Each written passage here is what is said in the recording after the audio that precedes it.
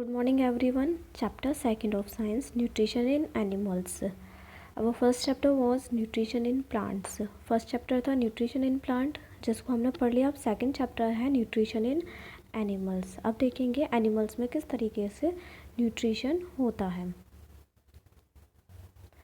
तो इसमें क्या दे रखा है, you have learned in chapter first में हमने ये देखा था कि प्लांट अपना फोटोसिंथेसिस प्रोसेस होता है, जिसके थ्रू प्लांट अपना फूड प्रिपेयर करते हैं. बट एनिमल्स कैन नॉट, लेकिन एनिमल्स नहीं कर सकते. यानी कि जो प्लांट होते हैं वो अपना खाना खुद बनाते हैं और in the presence of sunlight उस प्रोसेस को क्या बोला जाता है, फोटोसिंथेसिस. बट एनिमल्स अपना फूड खुद प्रिपेयर नहीं करते हैं. एनिमल गेट दियर फूड कहाँ से लेते हैं, प्लांट से लेते हैं. डायरेक्टली और इनडायरेक्टली ये ईट एनिमल्स को, या तो एनिमल्स को ईट करते हैं या फिर जो प्लांट्स होते हैं उनको ईट करते हैं.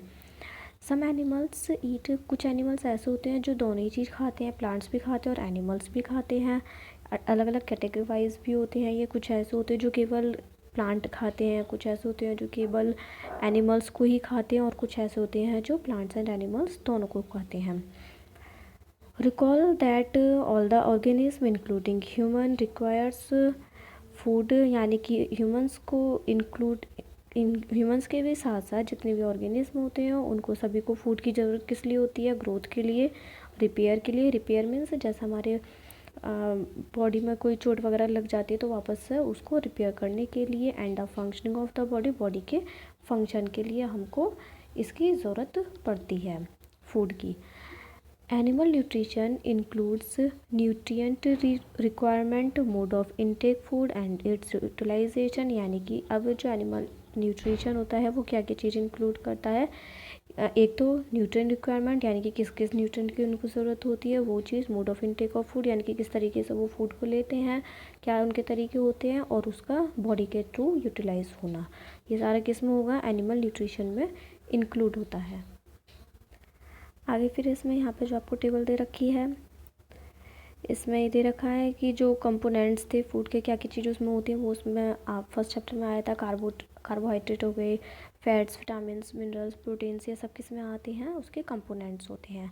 आगे the component of the food such as the carbohydrates are the complex substance. यानी कि जो कार्बोहाइड्रेट होता है वो कैसा होता है, कॉम्प्लेक्स सब्सटेंस में होता है और कॉम्प्लेक्स सब्सटेंस इजीली यूटिलाइज्ड नहीं कर सकते हैं, इसीलिए उनको हमें पहले सिंपलर सब्सटेंस में ब्रोक करना पड़ता है एंड देन उसको यूटिलाइज करना पड़ता है. जैसे यहाँ पे आपको नीचे फिगर दे रखी है, उसमें क्या बता रखा है, कॉम्प्लेक्स सब्सटेंस किस तरीके से होते हैं. जैसे यहाँ पे एक चेन सी दे रखी है, क्योंकि कॉम्प्लेक्स सब्सटेंस यानी कि एक दूसरे से जॉइंट रहते हैं, तो सबसे पहले उसको हमें सिंपलर सब्सटेंस में करना पड़ता है. फॉर एग्जांपल आप मान लीजिए जैसे हम कोई भी खाना खाते हैं तो उसको हम क्या करते हैं, पहले च्यू करते हैं. तो जो फूड हो गया वो क्या हो गया, कॉम्प्लेक्स सब्सटेंस. और उसको जिस समय हम च्यू करते हैं तो उसको छोटे छोटे पार्ट्स में हमें डिवाइड करना पड़ता है.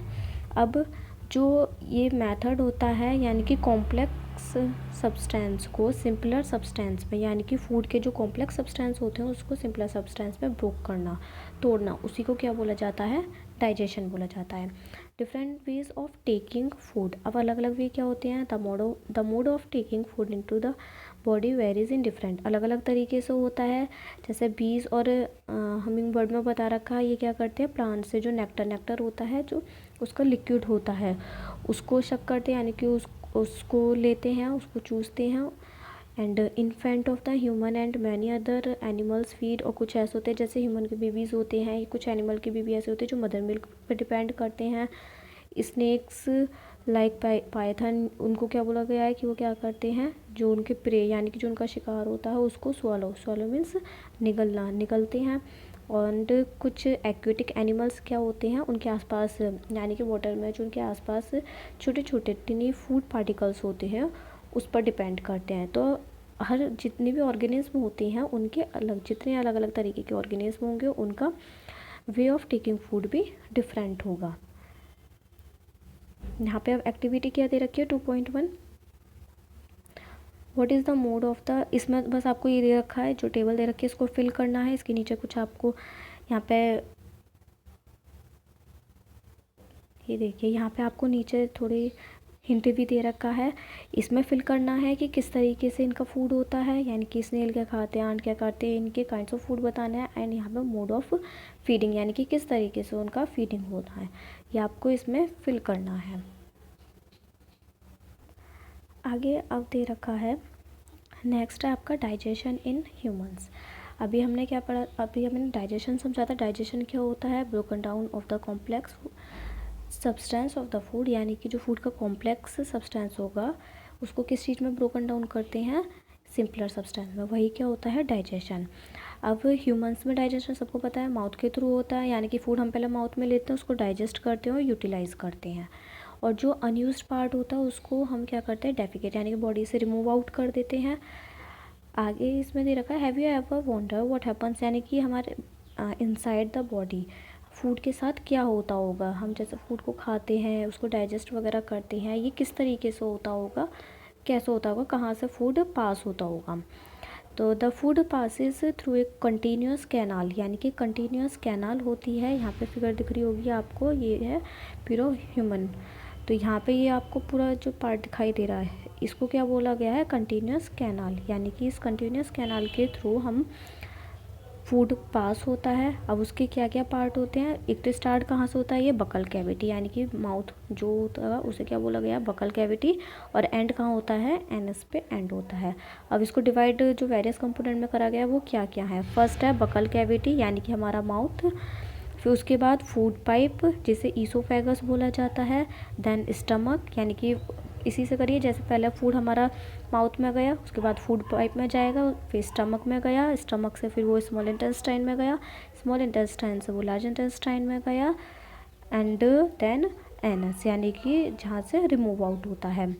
तो is it not very long path, ये ज़्यादा लॉन्ग पाथ नहीं है। दी क्या ये ज़्यादा मतलब लॉन्ग पाथ है, ये पूछा गया है। These parts together form the, अब इन सब पार्ट्स को मिलाते हैं तो वो क्या बनता है, एलिमेंट्री कैनाल, जिसे डाइजेस्टिव ट्रैक्ट बोला जाता है। यानी कि डाइजेशन का जो पाथ होगा जहाँ से वो फूड हमारा जाएगा और एंड जहाँ तक निकलेगा उसको क्या बोला जाएगा, एलिमेंट्री कैनाल, डाइजेस्टिव ट्रैक्ट।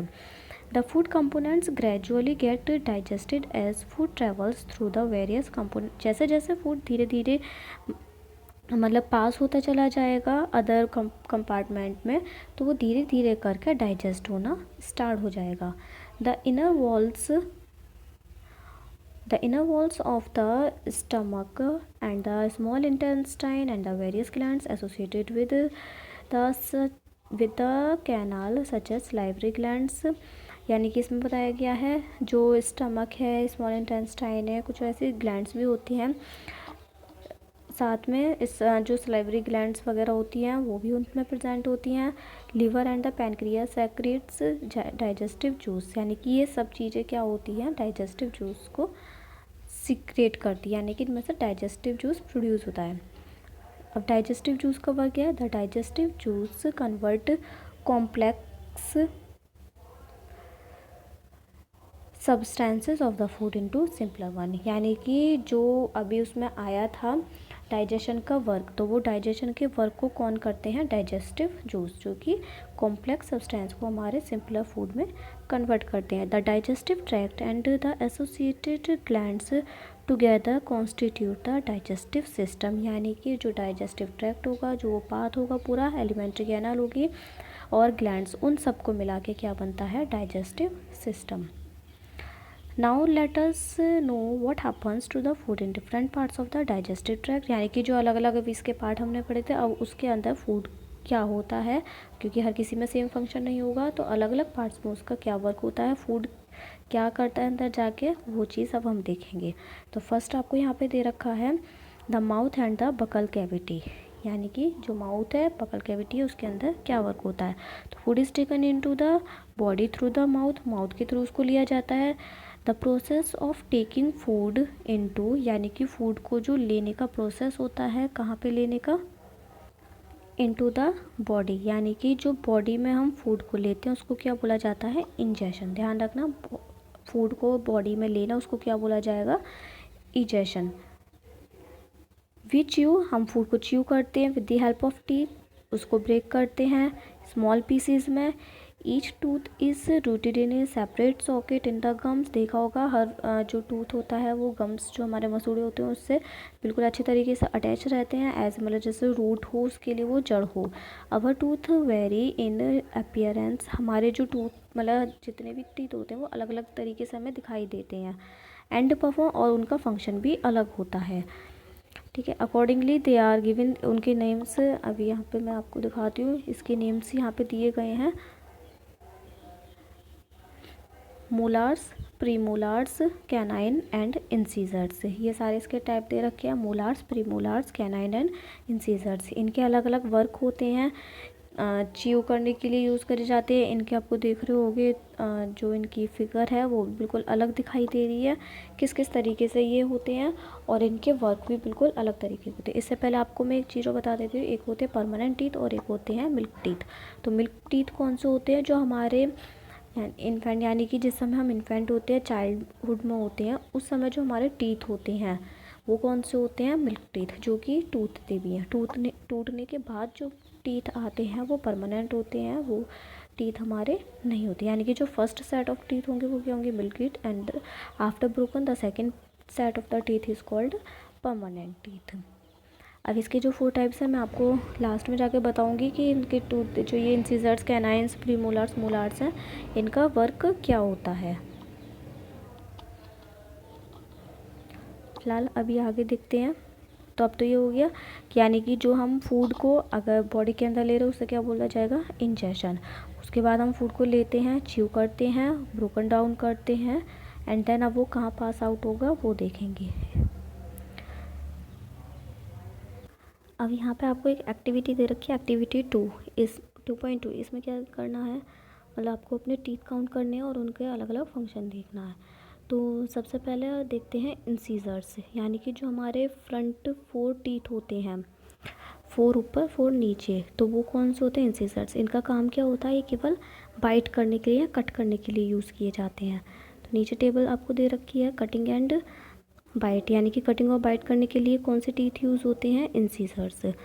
तो ये अपर में कितने होंगे, 4, एंड लोअर जो में कितने होंगे, 4, टोटल कितने हो गए, 8।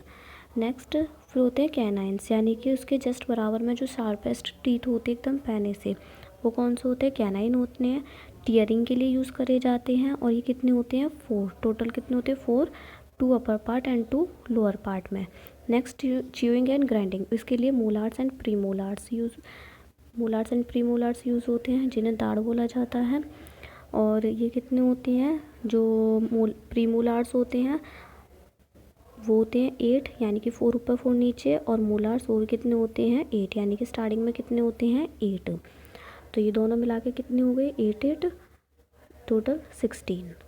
इसका काम क्या होता है, च्यूइंग एंड ग्राइंडिंग के लिए, दोनों सेम के लिए यूज़ होता है। ग्राइंड मतलब बिल्कुल अच्छी तरीके से मिक्स करने के लिए। तो ये हो गया आपका टीथ का पार्ट, यानी कि टीथ हमारे किस तरीके से होते हैं। माउथ जो होता है उसमें एक सलाइवरी ग्लैंड्स होती है जो कि सलाइवा को सीक्रेट करती है। Do you know about action of the saliva on food, यानी कि सलाइवा का क्या फंक्शन होता है वो अभी हम आगे देखेंगे। अब एक्टिविटी 2.3 क्या दे रखी है, इसमें आपको 2 टेस्ट ट्यूब लेनी है। दोनों टेस्ट ट्यूब में एक टेस्ट ट्यूब में बॉइल्ड राइस लेने हैं, एंड टेस्ट ट्यूब बी में हमें बॉइल्ड राइस लेने हैं आफ्टर च्यूइंग इट, यानी कि उनको थोड़ा सा च्यू करने के बाद। अब उस दोनों में हमें आयोडीन सॉल्यूशन को 2 to 3 drops iodine solution add करना है। उसके बाद चेंजेस देखना है दोनों में क्या चेंज आते हैं। यहाँ पे आपको फिगर में दिखाई दे रहा होगा, जो ये बॉइल्ड राइस वाला है इसका कलर चेंज हो गया है, ब्लू हो गया है, बट जो आफ्टर च्यूइंग वाले राइस हैं उसका कलर चेंज नहीं हुआ है। किस वजह से, क्योंकि एक सलाइवा का फंक्शन होता है, सलाइवा क्या करता है, स्टार्च को शुगर में चेंज कर देता है। जो राइस होते हैं उसमें स्टार्च होता है, तो जो पहले वाले राइस थे केवल विदाउट च्यू वाले, उसमें तो स्टार्च था, तो उसने कलर चेंज कर दिया, आयोडीन सॉल्यूशन डाल दी। बट जो च्यूइंग वाले थे उसमें क्या हो गया, पहले वो हमारे माउथ में गए, सलाइवा ने उसको शुगर में चेंज कर दिया, उसमें स्टार्च नहीं बचा, तो इसलिए उसका कलर चेंज नहीं हुआ है। अब आती है टंग। टंग क्या होती है, एक फ्लैशी मस्कुलर, यानी कि मस्कुलर ऑर्गेन होता है जो कि हमारे बैक से लेके फ्लोर तक, यानी कि बकल कैविटी जो फ्लोर होता है उस तक अटैच्ड रहता है। और ये फ्री होता है एट फ्रंट, यानी कि आगे की तरफ से फ्री होता है, एवरी डायरेक्शन में ये मूव कर सकता है। अब इसका फंक्शन क्या होता है, यानी कि टंग का क्या काम होता है, एक तो टॉक के लिए यानी कि बात करने के लिए यूज़ किया जाता है, दूसरा सलाइवा को फूड के साथ मिक्स करने के लिए, जिस समय च्यू करते तो सलाइवा को फूड के साथ मिक्स करता है, स्वेलो फूड यानी कि फूड को निकलने के लिए यूज़ करा जाता है, और सबसे मेन चीज़ टेस्ट, यानी कि फूड का जो टेस्ट होता है वो भी हमें किससे पता चलता है, टंग से ही पता चलता है। It has the taste word that detect different taste of the food, यानी कि इसमें टेस्ट वर्ड होता है जो कि अलग अलग टेस्ट को हम ये जो टंग होती है वो आइडेंटिफाई कर सकती है, यानी कि कौन सा खट्टा है, मीठा है, मतलब किस तरीके का है, वो किसकी वजह से होता है, टेस्ट वर्ड की वजह से होता है।